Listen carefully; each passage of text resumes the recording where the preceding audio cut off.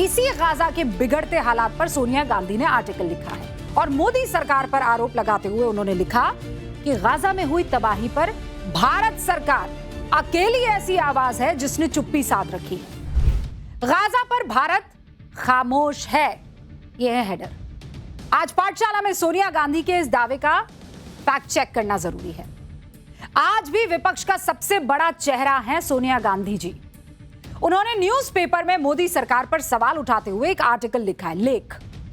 अब आप लोग कहेंगे क्या बात हो गई, अगर लिख भी दिया आर्टिकल तो क्या हो गया? देश में इतनी चीजें चल रही हैं, उस पर आर्टिकल लिखा ही होगा। नीट पेपर लीक हो गया, उस पर लिखा होगा। आपको लगता होगा कि राम मंदिर चंदा चोरी, हो सकता है उस पर आर्टिकल लिखा हो। आपको दिख रहा है ना बगल में आर्टिकल। सोनिया गांधी ने यह आर्टिकल किसी घरेलू मुद्दे पर नहीं बल्कि गाजा पर लिखा है और आर्टिकल का शीर्षक है गाजा पर भारत खामोश है जबकि दुनिया आवाज उठा रही है। यह आर्टिकल है, अंग्रेजी में है, India remains silent on Gaza, the world continues to speak up.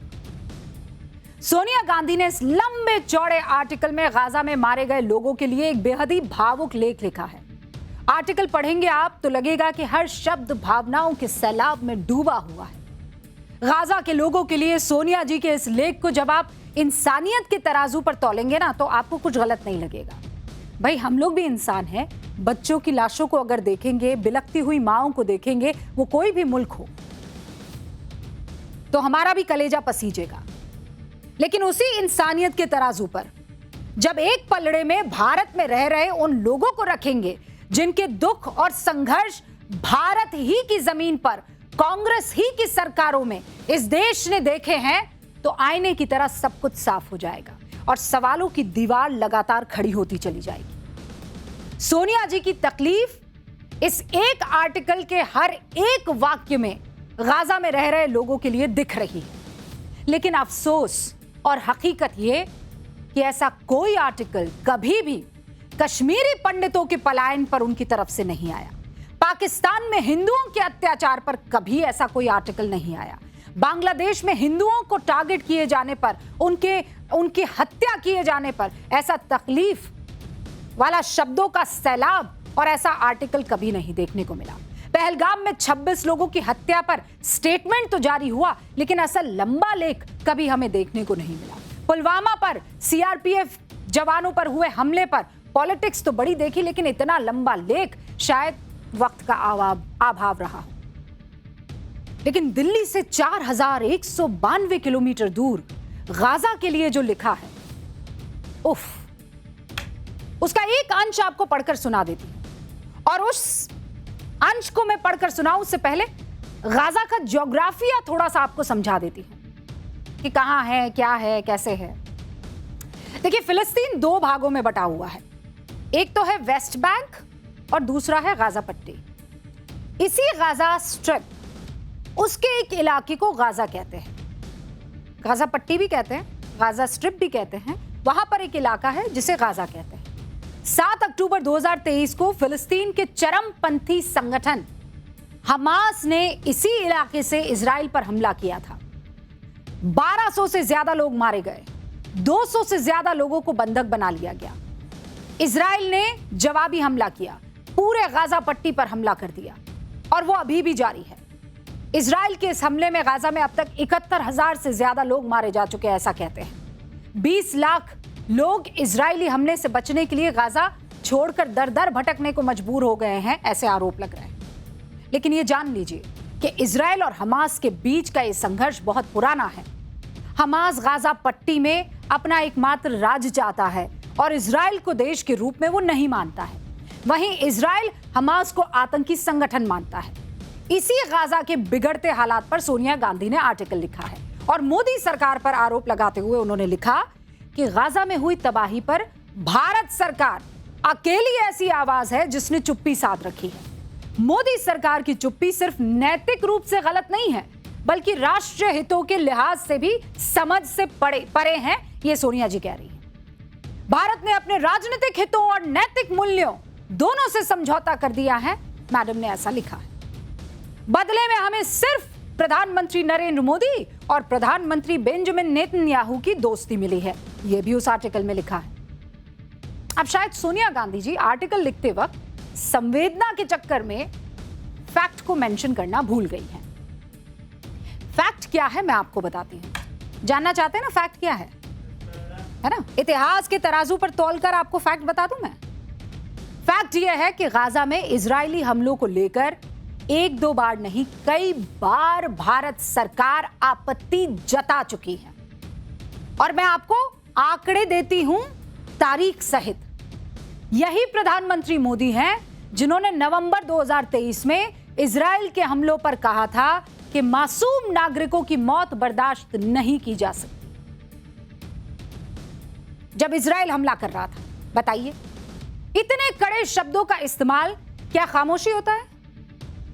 इसे ये कहेंगे कि आवाज नहीं उठा रहा कोई? फिर आता है मई 2024, राफा पर इजराइल की कार्रवाई पर भारत के विदेश मंत्रालय ने आपत्ति जताई, चिंता जाहिर की। गाजा मामले में विदेश मंत्रालय ने साफ स्टैंड लिया, कहा यह मानवीय संकट है, सिंपली अनएक्सेप्टेबल, इन शब्दों का इस्तेमाल किया। जिस मोदी सरकार पर चुप्पी रखने का आरोप लगाया जा रहा है इस आर्टिकल में, इजरायली हमले के बाद फिलिस्तीन के लिए आप जानते कितने मिलियन डॉलर की मदद पहुंचाई है? कोई बता सकता है कितने मिलियन? रवि, नहीं, 1 million, 2 million, 3 million, 12 million dollar से ज्यादा की मदद भेजी है भारत सरकार ने। इसे चुप्पी कहेंगे? यह गाजा का सच है, केवल कथनी नहीं है, करनी भी है। यह गाजा पर भारत का आधिकारिक स्टैंड है। दुनिया में कहीं भी अगर मासूम लोगों की मौत होगी तो दुखद है, इंसानियत के नाते भी कोई सही इसे नहीं ठहरा सकता। लेकिन जो लोग इसे सियासी चश्मे से देखने की कोशिश कर रहे हैं और आदी है, उन्हें हर मौत पर सेलेक्टिव तकलीफ होती है। अब आपको एक और सच बताती हूं। जिस फिलिस्तीन का मुद्दा उठाकर पूरी कांग्रेस मोदी सरकार को घेरने में जुटी है, यह जताने की कोशिश में राहुल गांधी एक्स पर पोस्ट कर रहे हैं कि इजराइल के चक्कर में मोदी फिलिस्तीन को भूल गए। अब यह सब देख और सुनकर आपको क्या लगता है? यही लग रहा होगा ना कि कांग्रेस सरकार फिलिस्तीन के साथ गहरी दोस्ती रख रही थी, बेस्ट फ्रेंड होगी, एकदम पक्के होंगे ये लोग, और मोदी सरकार ने इस बेस्ट फ्रेंडशिप को तोड़ दिया होगा। फैक्ट क्या है आपको बताऊं मैं? फैक्ट बताते हैं आपको, ये फैक्ट आपके सामने रख रही हूं। 1998 में फिलिस्तीन को मान्यता मिल गई थी, 88 से 1988। ये वो तारीख, ये वो साल था जब जो है, ये वो साल था जब फिलिस्तीन को मान्यता मिली। तब से कांग्रेस सरकार जो है कितने साल रही? 16 साल रही। कांग्रेस समर्थित सरकार कितने साल रही? 2 साल रही। कांग्रेस के प्रधानमंत्री कितने रहे? राजीव गांधी, नरसिम्हा राव और मनमोहन सिंह। यह आंकड़ा ध्यान रखिएगा। कांग्रेस की सरकार रही 16 साल, समर्थित सरकार रही 2 साल, 16 + 2 कितने हो गए? लगभग 18, लगभग मान लीजिए। और इन सालों में कांग्रेस के प्रधानमंत्री कितने रहे? राजीव गांधी रहे, नरसिम्हा राव रहे और मनमोहन सिंह रहे। अब आपसे एक सवाल पूछूं, इनमें से कितने लोग गए होंगे फिलिस्तीन? कोई आइडिया है? इन तीनों में से कोई एक? बिस्वा, मैं दर्शकों से पूछती हूँ। मनमोहन सिंह? मनमोहन सिंह, अच्छा, एक नाम आया मनमोहन सिंह। फिर नरसिम्हा राव? नहीं। राजीव गांधी, ओके, राजीव गांधी और मनमोहन सिंह, यहां से जवाब आया कि ये लोग गए होंगे। इन तीनों में से फिलिस्तीन कोई भी नहीं गया। फिलिस्तीन पहला प्रधानमंत्री कौन होगा जो गया होगा? कोई आइडिया? बुलेट? इंटेलिजेंट। फिलिस्तीन जाने वाला इस देश का, भारत देश का पहला प्रधानमंत्री अगर कोई है तो वो है नरेंद्र मोदी। प्रधानमंत्री बनने के 3 साल के भीतर ही नरेंद्र मोदी फिलिस्तीन के आधिकारिक दौरे पर चले गए। मोदी सरकार बनते ही तत्कालीन राष्ट्रपति प्रणब मुखर्जी 2015 में फिलिस्तीन गए और फिलिस्तीन जाने वाले देश के पहले राष्ट्रपति भी वही बने। मतलब जो कांग्रेस फिलिस्तीन पर अंधा प्यार बरसा रही है, फिलिस्तीन का झोला कंधे पर रख रही है, उसका इतिहास बता रहा है कि असल में ये मगरमच्छ के आंसू हैं। हुक्म, असल में ये क्या है? मगरमच्छ के आंसू। ये प्यार केवल दिखावा है, छलावा है, और इस दिखावे की सबसे बड़ी वजह है वोट बैंक। और ये मैं नहीं कह रही, बीजेपी का आरोप है। सुनिए। Those who are penning articles on Gaza, they tweet on Rafah, they carry the bags, they are silent eloquently on Hindus in Dhaka. It shows that even Videsh Niti becomes subject of vote bank Niti.